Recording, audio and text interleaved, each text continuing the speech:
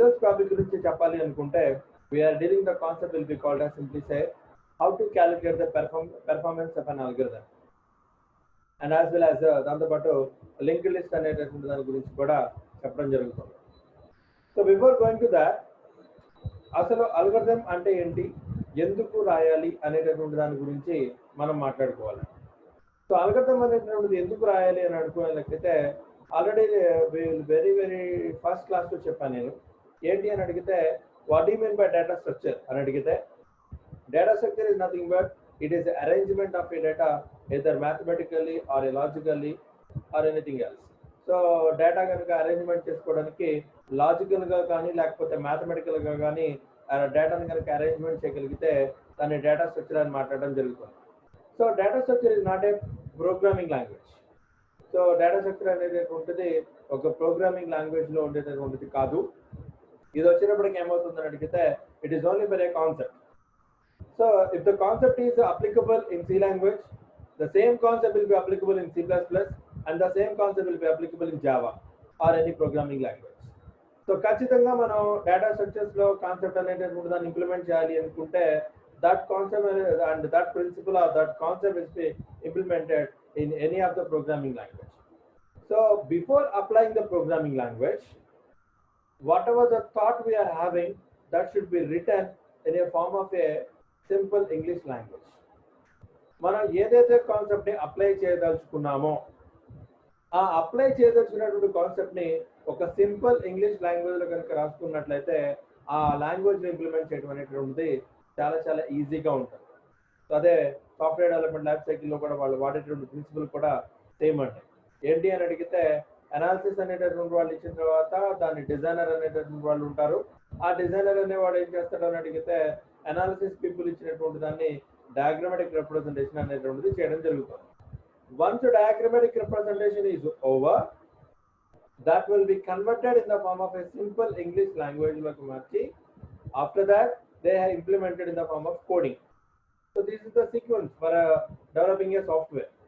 So a diagrammatic representation వచ్చినప్పటికి ఏమవుతుంది అని అడిగితే మనం సి లాంగ్వేజ్లో వచ్చినప్పటికి ఏంటని అడిగితే అసలు ప్రోగ్రామింగ్ అనే దాన్ని మొట్టమొదటి ఓనమాలు తెచ్చినప్పుడు ఫస్ట్ ఫ్లో చార్ట్ అంటే ఏంటో నేర్చుకుంటాం. ఆ ఫ్లో చార్ట్ అనేటటువంటి దాని తర్వాత ఏం చేస్తాము అని అడిగితే అల్గోరిథం నేర్చుకుంటాం. ఆ అల్గోరిథం అనేటువంటిది కంప్లీట్ అయిపోయిన తర్వాత ప్రోగ్రామ్ రాయడం జరుగుతుంది.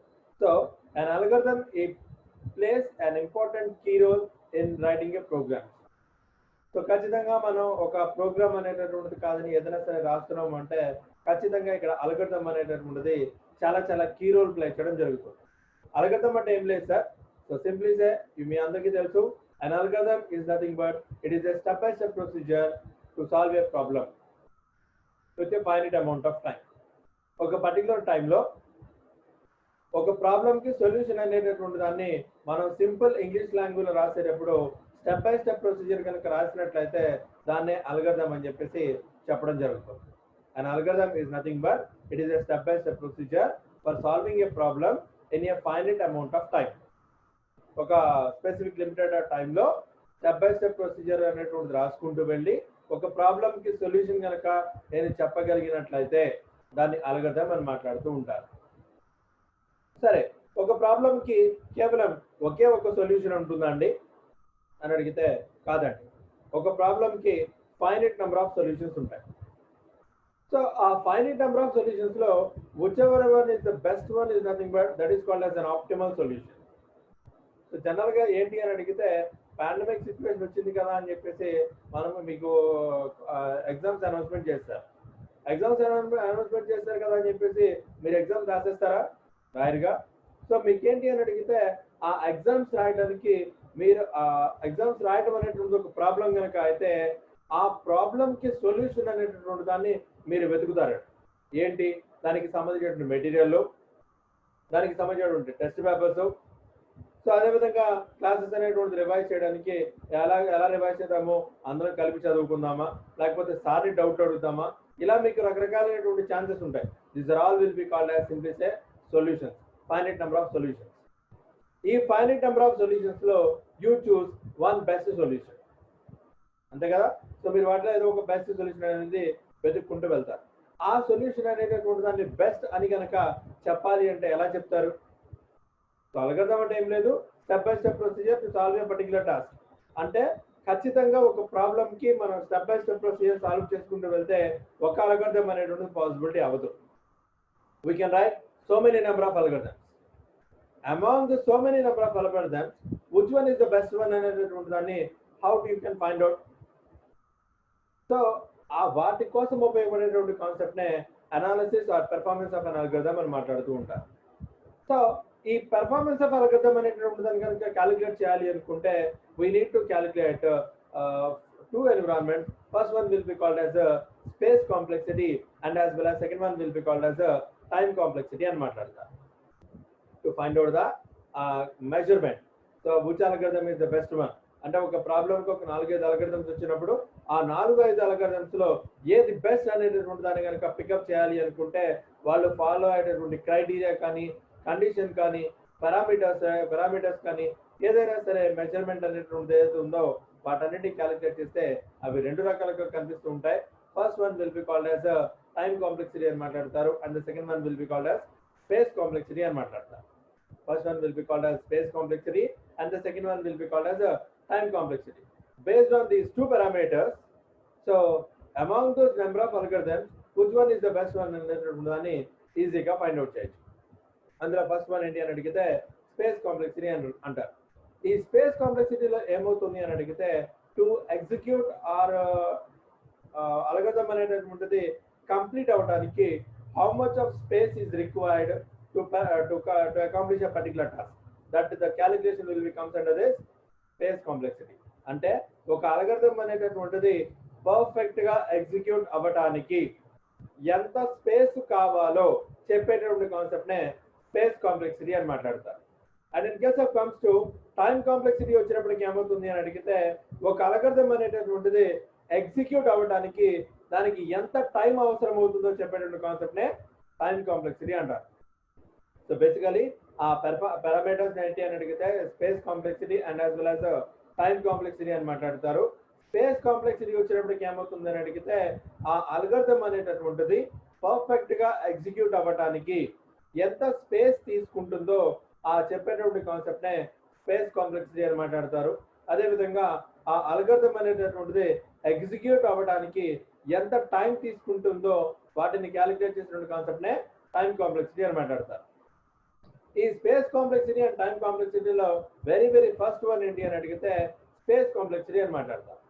సో ఈ స్పేస్ కాంప్లెక్సిటీలో ఏమవుతుంది సార్ అని అడిగితే memory space is nothing but algorithm execute అవ్వడానికి పడేటటువంటి టోటల్ స్పేస్ ని S(P) అని రిప్రజెంట్ చేస్తారు.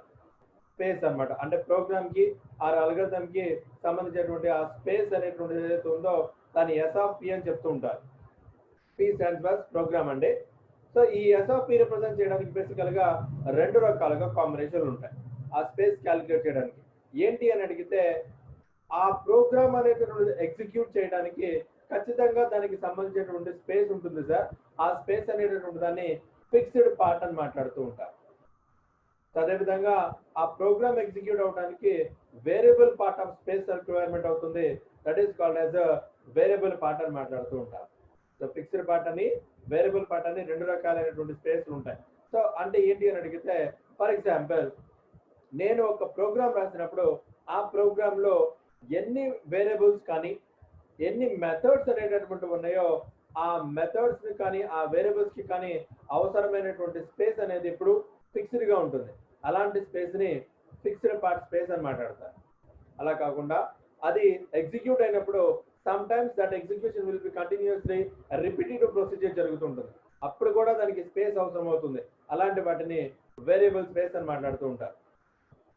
ఓకే, సో దాన్ని ఎలా చెప్తామని అడిగితే S(P) small c plus SP అని మాట్లాడతారు. So small c stands for constant space, fixed space. SP is nothing but variable part. Variable part ని SP అని చెప్పడం జరుగుతుంది. అంటే ఏంటి అని అడిగితే అదేవిధంగా టైం కాంప్లెక్సిటీలో వచ్చినప్పటికి ఏమవుతుంది అని అడిగితే ఇక్కడ కూడా అంతేనండి. ఫిక్స్డ్ పార్ట్ టైం ఉంటుంది, అదేవిధంగా వేరియబుల్ పార్ట్ టైం అనేటువంటిది కూడా ఉంటుంది. ఫిక్స్డ్ పార్ట్ వచ్చినప్పటికి ఏమవుతుందని అడిగితే కంపైలింగ్ అనేటటువంటిది ఎంత టైంలో కంప్లీట్ అవుతుందో చెప్పేటటువంటిది ఫిక్స్డ్ పార్ట్ అయితే, రన్నింగ్ లోకి వచ్చినప్పుడు అడిషనల్ గా అప్పటికప్పుడు డైనమిక్ గా అలొకేట్ చేసుకుని డైనమిక్ గా ఎగ్జిక్యూట్ చేయాల్సిన అవసరం వస్తుంది. That is called as variable part అని మాట్లాడుతూ ఉంటారు. సో స్పేస్ కాంప్లెక్సిటీలో కానీ టైం కాంప్లెక్సిటీలో కానీ రెండు కామన్ గా ఉంటాయండి. స్పేస్ కాంప్లెక్సిటీ రిప్రజెంట్ చేయడానికి ఎస్ ఆఫ్ పి అంటే టైం కాంప్లెక్సిటీ రిప్రజెంట్ చేయడానికి టీ ఆఫ్ పి అని మాట్లాడతాం. ఈ రెండు కొంచెం అబ్జర్వ్ చేయండి. అండ్ ఇక్కడ వచ్చినప్పటికి ఏమవుతుంది అడిగితే ఈ space complexity and time complexity గురించి ఇండికేటెడ్ గా కనుక చెప్పాలి అనుకుంటే చాలా టైం టేకింగ్ ప్రొసీజర్ అండి. కానీ let's come back to our మామూలుగా మేము మీకు ఇచ్చినటువంటి దానిలోకి వచ్చి ఇక్కడ చెప్తున్నాను. ఈ స్పేస్ కాంప్లెక్సిటీలో వచ్చినప్పటికి ఏమవుతుంది అని అడిగితే ఇందులో వచ్చినప్పటికి ఏమవుతుంది అడిగితే బేసికల్ గా మెమరీ అనేటటువంటిది ప్రోగ్రామ్ ఎగ్జిక్యూట్ అవడానికి పట్టేటటువంటి స్పేస్. సో దాన్ని ఏమవుతుందని అడిగితే constant variables as well as variable values. So memory అనేటువంటి రిక్వైర్మెంట్ చేయడానికి పట్టేటువంటి constant values as well as variable values. ఈ రెండింటి గురించి డిస్క్రైబ్ చేసిన కాన్సెప్ట్ నే స్పేస్ కాంప్లెక్సిటీ అని మాట్లాడుతూ ఉంటారు. సో దీన్ని ఎగ్జిక్యూట్ చేసినప్పుడు ఫస్ట్ వన్ ఏంటి అని అడిగితే ఇన్స్ట్రక్షన్ స్పేస్ అని మాట్లాడతారండి. ఇన్స్ట్రక్షన్ స్పేస్ వచ్చినప్పటికి ఏమవుతుంది అని అడిగితే మెమరీ అనేటటువంటిది యూజ్ చేయడానికి ఆ కంపైల్ చేసినటువంటి వెర్షన్ ఏదైతే ఉందో వాటిని ఎగ్జిక్యూట్ చేయడానికి పట్టేటటువంటి స్పేస్ నే ఇన్స్ట్రక్షన్ స్పేస్ అని మాట్లాడతారు. And as well as environmental stock లో కానీ డేటా స్పేస్ లో కానీ వచ్చినప్పటికి ఏమవుతుంది అని అడిగితే ఆ మెమరీ అనేటటువంటిది ఏదైతే ఉందో ఆ ఇన్ఫర్మేషన్ అనేటటువంటి దాన్ని పార్షియల్ గా కొన్ని సందర్భాల్లో అలొకేట్ చేయాల్సిన అవసరం వస్తుంది. And as well as total variables అనేటటువంటిది ఏదైతే ఉందో ఆ టోటల్ వేరియబుల్స్ పట్టేటువంటి స్పేస్ మీద కూడా ఆధారపడి ఉంటుంది. ఫర్ ఎగ్జాంపుల్ అదే జావా ప్రోగ్రామ్ లో చెప్తారు ఏంటి అని అడిగితే ఒక ఇంటీజర్ వేరియబుల్ అనేటటువంటిది 4 bytes ఆఫ్ మెమరీ తీసుకుంటుంది. అదేవిధంగా ఫ్లోటింగ్ వేరియబుల్ కూడా 4 bytes ఆఫ్ మెమరీ తీసుకుంటుంది. క్యారెక్టర్ వేరియబుల్ వచ్చేటప్పటికి 2 bytes ఆఫ్ మెమరీ తీసుకుంటుంది. అదే డబుల్ వేరియబుల్ వచ్చేటప్పటికి 8 bytes ఆఫ్ మెమరీ తీసుకుంటుంది అని చెప్పేసి చెప్పడం జరుగుతుంది. These are all will becomes under fixed space. అదేవిధంగా వేరియబుల్ స్పేస్ వచ్చినప్పటికి ఏమవుతుంది అని అడిగితే ఆ ప్రోగ్రామ్ అనేటువంటి ఎగ్జిక్యూట్ అయ్యేటటువంటి దాన్ని బట్టి అప్పటికప్పుడు డిఫైన్ చేసుకుంటూ వెళ్తాం. So that is called as variable space. అదేంటి అని అడిగితే for example integer square is equal to ఇలా ఒక మెథడ్ రాసాం sir. Integer square is equal to integer of a అని చెప్పేసి కటింగ్ బ్రేసెస్ పెట్టి ఇక్కడ బ్రాకెట్ లో రిటర్న్ ఏ ఇంటూ ఏ అని పెట్టాం. So this is by radius of A area of A square అనుకుందాం కొంతసేపు దీన్ని. దానికి సంబంధించిన ప్రోగ్రామ్ ఇలా రాసామనుకుందాం. ఇందులో ఏమవుతుంది అని అడిగితే ఇక్కడ ఏ అనేటటువంటిది ఏమవుతుంది అని అడిగితే integer variable. It occupies 4 bytes. ఎందుకని పైన ఆల్రెడీ చెప్పాం 4 bytes ఆఫ్ మెమరీ ఇన్ జావాలో. జావా ప్రోగ్రామింగ్ లాంగ్వేజ్ ఎగ్జిక్యూట్ చేయాలి అనుకుంటే ఖచ్చితంగా 4 bytes ఆఫ్ మెమరీ తీసుకుంటుందని మాట్లాడాం. సో దాని ప్రకారము 4 bytes ఆఫ్ మెమరీ వచ్చేస్తుంది. సరిపోతుందా సార్ అని ప్రోగ్రామ్ కంపైల్ చేస్తాం అనుకోండి సార్. సో ఆ ప్రోగ్రామ్ అనేది ఎగ్జిక్యూట్ అయినప్పుడు ఫైనల్ గా ఏరియా క్యాలిక్యులేట్ అయిపోయి ఆ ఏరియా వాల్యూ రిటర్న్ చేయాలి అంటే ఖచ్చితంగా దానికంటూ ఆ క్యాలిక్యులేట్ చేయడానికి ఒక స్పేస్ అలొకేట్ చేయాలిగా. So that is called as variable space a into a. సో ఖచ్చితంగా ఏమవుతుందంటే ప్రతి ప్రోగ్రామ్ లో ఇలా ఫిక్స్డ్ స్పేస్ ఉంటుంది, ఇలా వేరియబుల్ స్పేస్ ఉంటుంది. ఈ టోటల్ కాంబినేషన్ ఏమంటామంటే స్పేస్ కాంప్లెక్సిటీ అని మాట్లాడుతూ ఉంటారు. ఈ స్పేస్ కాంప్లెక్సిటీ చెప్పే దీనిలో వచ్చినప్పటికి ఏమవుతుందని అడిగితే సో ఖచ్చితంగా మన ప్రోగ్రామ్ అనేటటువంటిది ఎగ్జిక్యూట్ అవ్వాలి అనుకుంటే under the execution we need to follow 3 reasons. First one ఏంటి అని అడిగితే ఇన్స్ట్రక్షన్ స్పేస్ అనేటటువంటి దాన్ని అబ్జర్వ్ చేయాలి.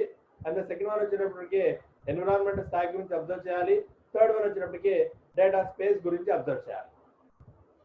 సో ఇన్స్ట్రక్షన్ స్పేస్ వచ్చేటప్పటికి ఏమవుతుంది సార్ అని అడిగితే it is an amount of memory used to store compiled the version of an instruction. ఖచ్చితంగా మన ఇన్స్ట్రక్షన్ అనేటువంటి ఎగ్జిక్యూట్ చేయడానికి ఆ ఇన్స్ట్రక్షన్ ఎగ్జిక్యూట్ చేయడానికి పట్టేటటువంటి స్పేస్ నే ఇన్స్ట్రక్షన్ స్పేస్ అని మాట్లాడతారు.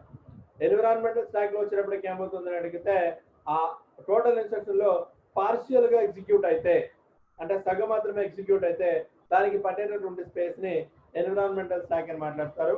అండ్ టోటల్ వేరియబుల్స్ కి సంబంధించినటువంటి స్పేస్ మొత్తాన్ని డేటా స్పేస్ అని మాట్లాడతారు. It is an amount of memory used to store all variables and constant. So దాన్ని మనం ఇక్కడ ఏమంటామంటే ఫిక్స్డ్ స్పేస్ అని మాట్లాడుతూ ఉంటాము, డైనమిక్ స్పేస్ అని మాట్లాడుతూ ఉంటాం. So this two will becomes under space complexity. And coming to time కాంప్లెక్సిటీలో వచ్చినప్పటికి ఏమవుతుంది సార్ అడిగితే ఇక్కడ క్యాలిక్యులేట్ చేసేటప్పుడు ప్రతి ఒక్క దానికి ఖచ్చితంగా ఇందాక చెప్పినట్టుగానే fixed amount of time and variable amount of time అనేది ఉంటుంది. ఆ ఫిక్స్డ్ అమౌంట్ ఆఫ్ టైం అనేటటువంటి దాన్ని ఖచ్చితంగా అవి ఆ అమౌంట్ ఆఫ్ టైంలో ఎగ్జిక్యూట్ అయిపోతూ ఉంటాయి.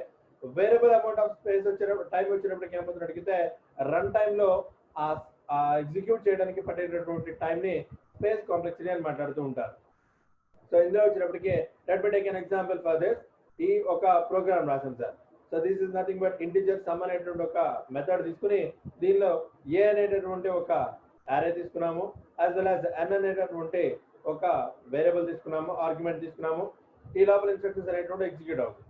ఎగ్జిక్యూట్ అయ్యేటప్పుడు ఎవ్రీ వన్ ప్రతి ఒక్క ఫస్ట్ ఇన్స్ట్రక్షన్ అనేటువంటి ఎగ్జిక్యూట్ అవడానికి పడేటువంటి టైంని 1 అని మాట్లాడుతూ ఉంటారు. So this is 1. సో ఇందులో ఏమవుతుంది, ఈ ఫస్ట్ ఫర్ కండిషన్ వచ్చినప్పటికి ఫస్ట్ స్టేట్మెంట్ ఎగ్జిక్యూట్ అవుతుంది, దాని తర్వాత రాసినటువంటి కండిషన్ ఎగ్జిక్యూట్ అవుతుంది, దాని తర్వాత రాసినటువంటి ఇంక్రిమెంట్ డిక్రిమెంట్ ఎగ్జిక్యూట్ అవుతుంది. కాబట్టి దానికి కూడా పట్టేటువంటి టైము 1 సెకండ్ అనుకుందాం. అదేవిధంగా ఈ సమ్ అనేటటువంటిది అంటే ఫస్ట్ సమ్ అనే వేరియబుల్ తీసుకుని ఆ సమ్ అనే వేరియబుల్లో ఏ అనేటటువంటి కంటెంట్ ని యాడ్ చేసి మళ్ళీ సమ్ మీద ఎగ్జిక్యూట్ చేస్తున్నాం. కాబట్టి అంటే ఇక్కడ 2 సార్లు జరుగుతుంది. కాబట్టి ఇక్కడ తీసుకున్నటువంటి టైం ఎంత అని అడిగితే 2 సెకండ్స్. అదేవిధంగా ఫైనల్ గా సమ్ ని రిటర్న్ చేస్తుంది కాబట్టి దానికి పట్టేటటువంటి టైం ఎంత అని అడిగితే 1 సెకండ్ అనుకున్నాం. సో అంటే ఈ యొక్క అల్గోరిథం లో ప్రతి ఒక్క దాన్ని ఎగ్జిక్యూట్ చేయడానికి నేను ఒక్కొక్క సెకండ్ అని కనుక నేను క్యాలిక్యులేట్ చేసుకుంటూ వెళ్తే ఈ వెరీ ఫస్ట్ స్టేట్మెంట్ లో ఆ సమ్ అనే వేరియబుల్ డిఫైన్ చేయడం కానీ అదేవిధంగా ఐ అనే వేరియబుల్ డిఫైన్ చేయడానికి 1 సెకండ్ టైం అనుకున్నాను. అదేవిధంగా ఈ లూపింగ్ లో వచ్చినప్పటికి ఏంటంటే ఐ అనే వేరియబుల్ ని 0తో ఇనిషియలైజ్ చేయడం కానీ ఐ అనే వేరియబుల్ ని ఎంతో కంపేర్ చేయడానికి కానీ ఇంక్రిమెంట్ అండ్ డిక్రిమెంట్ ఆపరేట్ చేయడానికి ఇక్కడ 3 యాక్షన్ జరుగుతున్నాయి. కాబట్టి that's why we are using here 1+1+1 3 seconds తీసుకుందాం అనుకున్నాం. అదేవిధంగా ఈ సమ్ అనేటటువంటి వేరియబుల్ ఆల్రెడీ సమ్ లో 0 ఉంది కదా, సమ్ అనేటువంటి వేరియబుల్ అనేటటువంటిది ఈ ఏ ఆఫ్ ఐలో ఉన్నటువంటి కంటెంట్ కి యాడ్ చేసి రిజల్ట్ మళ్ళీ సమ్ లో ప్లేస్ చేస్తాం. ఇక్కడ సమ్ అనేటువంటిది 2 సార్లు వాడుతున్నాం కాబట్టి ఇక్కడ వాడేటువంటి స్పేస్ ఎంత అని అడిగితే 2 సెకండ్స్. ఫైనల్ గా రిజల్ట్ సమ్ రిటర్న్ చేస్తుంది కాబట్టి ఆ సమ్ రిటర్న్ చేయడానికి పట్టే టైం 1 అనుకున్నాం. So this will be comes under fixed amount of time. కానీ ఈ లూప్ అనేటటువంటిది నెంబర్ ఆఫ్ టైమ్స్ అంటే ఈ ఫర్ లూప్ అనేటటువంటిది ఇంటర్నల్ గా నెంబర్ ఆఫ్ టైమ్స్ కాల్ అయింది అనుకోండి సార్, అప్పుడు దాని యొక్క స్పేస్ అనేటువంటిది మారిపోతుంది సార్. సో దాని యొక్క రిప్రజెంటేషన్ ఇక్కడ ఇలా తీసుకుంటూ వెళ్ళాలి. ఏంటి అని అడిగితే ఫస్ట్ వన్ రిప్రజెంట్ చేయడానికి ఫస్ట్ అన్నారు, లైక్ ఐ ఆఫ్ 0 అనేటటువంటి రిప్రజెంట్ చేయడానికి 1 అన్నారు. సో మామూలుగా ఈ కండిషన్ అనేటటువంటిది n టైమ్స్ ఎగ్జిక్యూట్ అవుతుంది. ఎప్పుడు ఫెయిల్ అవుతుంది, n+1 టైంలో ఫెయిల్ అవుతుంది. కాబట్టి that's why we are using here n. For example a variable <5 అన్నాం అనుకోండి సార్, ఏ వేరియబుల్ ఒకటి ఇంక్రిమెంట్ చేసుకుంటూ వెళ్ళాం అనుకోండి సార్, 6వసారి కదా ఫెయిల్ అయ్యేది, ఏ వాల్యూ అనేటువంటి 6 అయినప్పుడు కదా ఫెయిల్ అయ్యేది. అందుకని ఇక్కడ ఏమన్నామంటే n+1 నెంబర్ ఆఫ్ టైమ్స్ అన్నాం. ఈ పక్కనటువంటి స్టేట్మెంట్స్ అనేటటువంటిది కండిషన్ ఎన్నిసార్లు ట్రూ అయితే అన్నిసార్లు ఎగ్జిక్యూట్ అవుతుంది. కాబట్టి here I'm using here n. ఇది ట్రూ అయిన ప్రతిసారి ఈ కింద స్టేట్మెంట్ ఎగ్జిక్యూట్ అవ్వాలి. కాబట్టి here we are using here n number of times. Final గా ఇది రిటర్న్ చేస్తుంది కాబట్టి ఒకసారి తీసుకున్నాం. సో ఖచ్చితంగా ఈ 2 స్టేట్మెంట్స్ ఎగ్జిక్యూట్ అవ్వడం వల్ల ఏమవుతుందని అడిగితే ఈ వేరియబుల్ అమౌంట్ ఆఫ్ టైం అనేటటువంటిది మారిపోయే ఛాన్స్ ఉంది. సో దట్స్ వై దీనికి టోటల్ కంబైన్ చేసుకుంటూ వెళ్తే ఫైనల్ గా వచ్చేటటువంటి టైం ఎంత అని అడిగితే 4n+4 అనేటటువంటి దాన్ని క్యాలిక్యులేట్ చేయడం జరుగుతుంది. ఈ విధంగా ఖచ్చితంగా ఏమవుతుంది అని అడిగితే మనం స్పేస్ కాంప్లెక్సిటీ క్యాలిక్యులేట్ చేసినప్పుడు ఫిక్స్డ్ అమౌంట్ ఆఫ్ టైం అని ఉంటుంది, ఫిక్స్డ్ అమౌంట్ ఆఫ్ స్పేస్ అని ఉంటుంది, వేరియబుల్ అమౌంట్ ఆఫ్ స్పేస్ అని ఉంటుంది. అదేవిధంగా టైం కాంప్లెక్సిటీ కూడా క్యాలిక్యులేట్ చేసినప్పుడు ఫిక్స్డ్ అమౌంట్ ఆఫ్ టైం అని ఉంటుంది, వేరియబుల్ అమౌంట్ ఆఫ్ టైం అని ఉంటుంది. ఫిక్స్డ్ అమౌంట్ ఆఫ్ సైజ్ లో వచ్చేటప్పటికి ఏమవుతుంది అని అడిగితే మనం రాసినటువంటి ప్రోగ్రామ్ లో whatever the variables we are using the total size of that particular variable will be comes under fixed amount of size. And coming to variable amount of space వచ్చేటప్పటికి ఏమవుతుందని అడిగితే మన ప్రోగ్రామ్ అనేటువంటిది ఎగ్జిక్యూట్ అయ్యేటప్పుడు random గా dynamic గా some kind of memory అనేటువంటి allocate చేయాల్సినటువంటి అవసరం వస్తుంది. సో అలా డైనమిక్ గా అలొకేట్ చేసేటువంటి మెమరీ కనుక ఉంటే దాన్ని వేరియబుల్ అమౌంట్ ఆఫ్ సైజ్ అని మాట్లాడతారు. Both combine together we can calculate space complexity. And in the same procedure time కాంప్లెక్సిటీలో వచ్చినప్పటికి ఏమవుతుంది సార్ అని అడిగితే ఇక్కడ కూడా ఫిక్స్డ్ అమౌంట్ ఆఫ్ టైం అనేది ఉంటుంది. So that should be represented here. And variable amount of time కూడా ఉంటుంది, that should be represented here. Finally, we combine together and we can consider the total time complexity రావడం జరుగుతుంది. So ఈ 2 parameters ని base చేసుకుని మనము రాసినటువంటి algorithms లో which one is the best one అనేటటువంటి దాన్ని క్యాలిక్యులేట్ చేసి ఫర్దర్ గా ఎగ్జిక్యూట్ చేసుకుంటూ వెళ్తారు. So this is about our space complexity and as well as the time complexity. And after completion of that, next one will be comes under the concept will be called as a linked list and మాట్లాడుతూ ఉంటారు. Next one will be called as linked list and మాట్లాడుతూ ఉంటారు. So what do you mean by linked list అని అడిగితే, so linked list is nothing but refers to a linear collection of data items అని మాట్లాడతారు. Already నేను మీకు linear list అనేటటువంటి దాని గురించి చెప్పినప్పుడు ఈ లింక్ లిస్ట్ అనేటువంటి కాన్సెప్ట్ అక్కడ చెప్పడం జరిగింది. సో లీనియర్ లిస్ట్ వచ్చినప్పటికి రెండు రకాలైనటువంటి రిప్రజెంటేషన్ ఉంటుంది సార్. ఆ రిప్రజెంటేషన్ లో one of the representation will be comes under link list అని మాట్లాడడం జరిగింది, అంతే కదా. సో ఈ లింక్ లిస్ట్ అనేటటువంటి దానిలో వచ్చినప్పటికి మేజర్ అడ్వాంటేజ్ ఏంటి అని అడిగితే, ఒక డేటా అనేటటువంటిది తీసుకున్న తర్వాత దానికి సంబంధించినటువంటి నెక్స్ట్ యొక్క అడ్రస్ లో ఏముంటుంది అని అడిగితే, వేరొక నోడ్ యొక్క అడ్రస్ అనేటువంటిది ఆ లొకేషన్ లో ఉంటుంది అని చెప్పేసి చెప్పడం జరిగింది.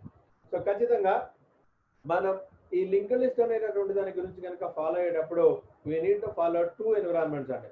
First one will be called as data item అని మాట్లాడతారు.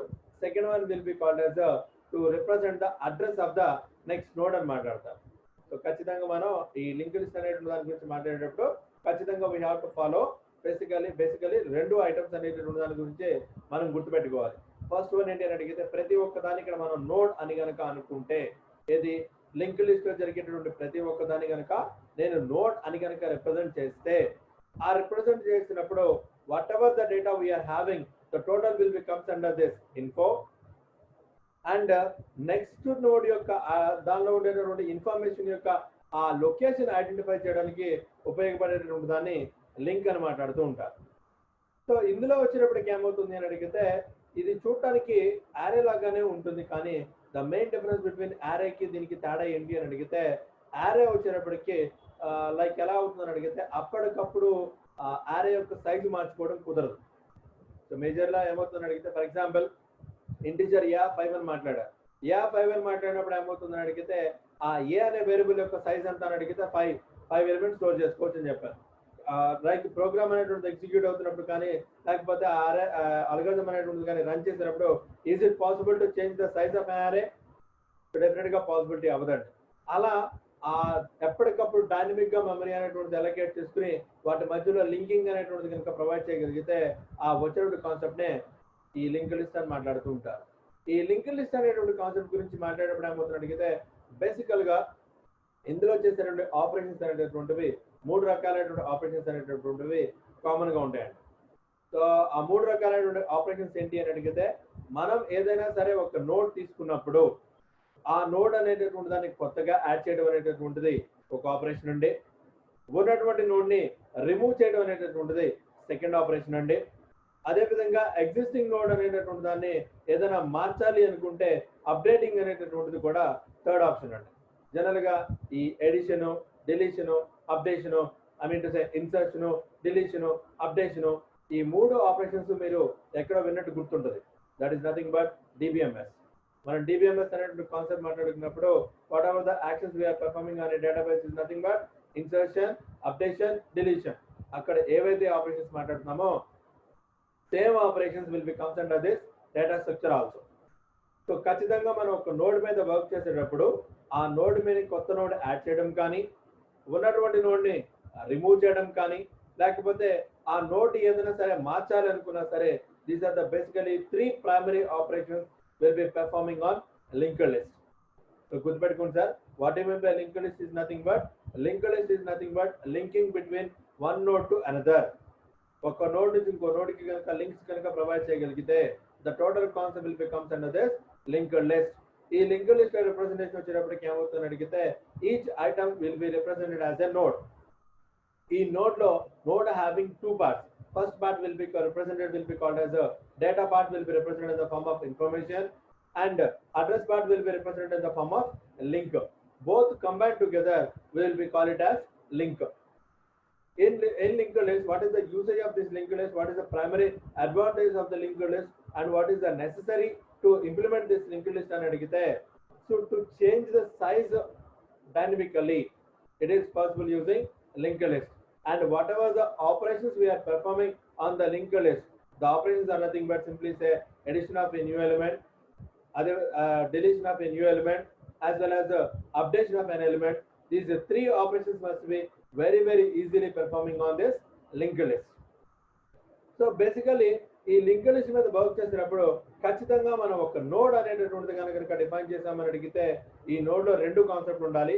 చెప్పాం కదా, ఇన్ఫో అనేటువంటి concept as well as link అనేటువంటి కాన్సెప్ట్. ఈ లింక్ మామూలుగా మనం సి లాంగ్వేజ్ లో కానీ C++ లో కానీ మాట్లాడేటప్పుడు దాన్ని పాయింటర్ అని మాట్లాడతారు.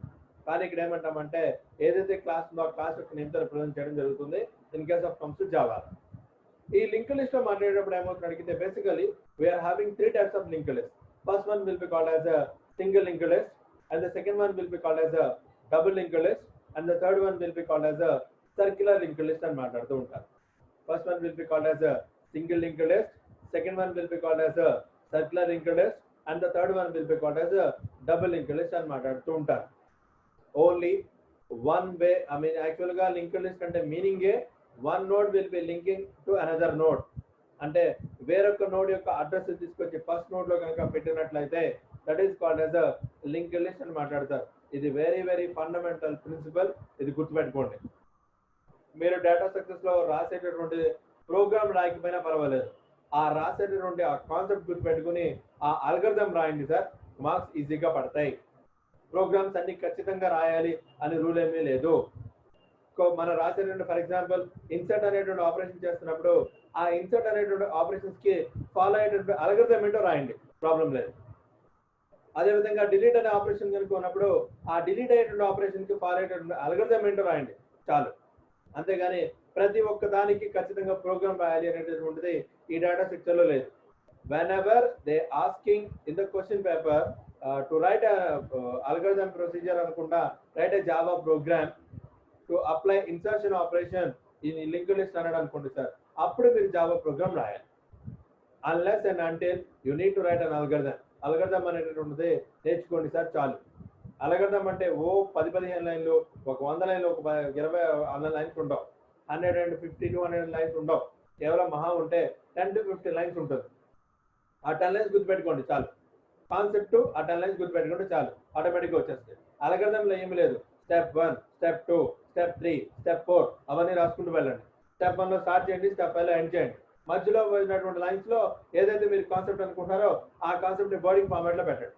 దాని అల్గోరిథం ఈజ్ ఓవర్. అల్గోరిథం రాయడం పెద్ద కష్టమేమీ కాదు. సో ఇక్కడ వచ్చినప్పటికి ఏమవుతుంది అడిగితే ఈ లింక్ లిస్ట్ వచ్చినప్పటికి basically single link list, circular link list as well as double link list అని ఉంటుంది. ఇప్పుడే చెప్పాము ఖచ్చితంగా మనం లింక్ లిస్ట్ అనేటటువంటిది మాట్లాడుతున్నాము అంటే we need to follow definitely we need to follow what you mean by node అనేది మనకి తెలియాలి. నోడ్ లో ఏముంటుంది, 2 పార్ట్స్ ఉంటాయి. డేటా పార్ట్ ఉంటుంది as well as linked part ఉంటుంది. సింగిల్ లింక్ లిస్ట్ లో వచ్చినప్పటికి ఏమవుతుందని అడిగితే చూడండి సార్ ఇక్కడ, so the representation will becomes looks like this. మీరు డయాగ్రామ్ వేసినప్పుడు కూడా ఇలాంటివి వేయండి సింగిల్ లింక్ లిస్ట్ రాసేటప్పుడు. సో ఏమవుతుంది అని అడిగితే ఖచ్చితంగా వెరీ వెరీ స్టార్టింగ్ లో రిప్రజెంట్ చేయడానికి ఫ్రంట్ అనేది మాట్లాడతారు. సో ఈ ఫస్ట్ నోడ్ లో ఏమవుతుంది అని అడిగితే నెక్స్ట్ నోడ్ యొక్క అడ్రస్ స్టోర్ అవుతుంది. ఈ ఫస్ట్ నోడ్ లో డేటా పార్ట్ ఉంటుంది as well as address part ఉంటుంది. ఈ డేటా పార్ట్ లో మనం ఏదైతే స్టోర్ చేయాలనుకున్నామో ఆ చెప్పేటువంటి కాన్సెప్ట్ ని డేటా పార్ట్ అని మాట్లాడతారు. నెక్స్ట్ నోడ్ యొక్క అడ్రస్ తీసుకొచ్చి ఫస్ట్ నోడ్ లో కనుక పెడితే సో ఆటోమేటిక్గా రెండింటికి మధ్యలో లింక్ ఫామ్ అవుతుంది. అగైన్ మళ్ళీ థర్డ్ నోడ్ యొక్క అడ్రస్ తీసుకొచ్చి సెకండ్ నోడ్ ఎండింగ్ లో పెట్టేసి ఇన్ఫర్మేషన్ పార్ట్ లో మీకు కావాల్సిన డేటా పెట్టుకుంటారు. So then automatically these two will becomes under links. ఇలా రిప్రజెంటేషన్ చేయడం జరుగుతుంది. దీన్ని సింపుల్ గా గుర్తుపెట్టుకోవాలనుకుంటే జస్ట్ లైక్ ట్రైన్ అండి, just like train. Very very first కనిపించినటువంటి ఈ ఫ్రంట్ పార్ట్ ఇంజిన్ అంటారండి. ఈ ఇంజిన్ బ్యాక్ సైడ్ ఏముంటుందని అడిగితే ఫస్ట్ కంపార్ట్మెంట్ యొక్క లింక్ కలుపుతారు.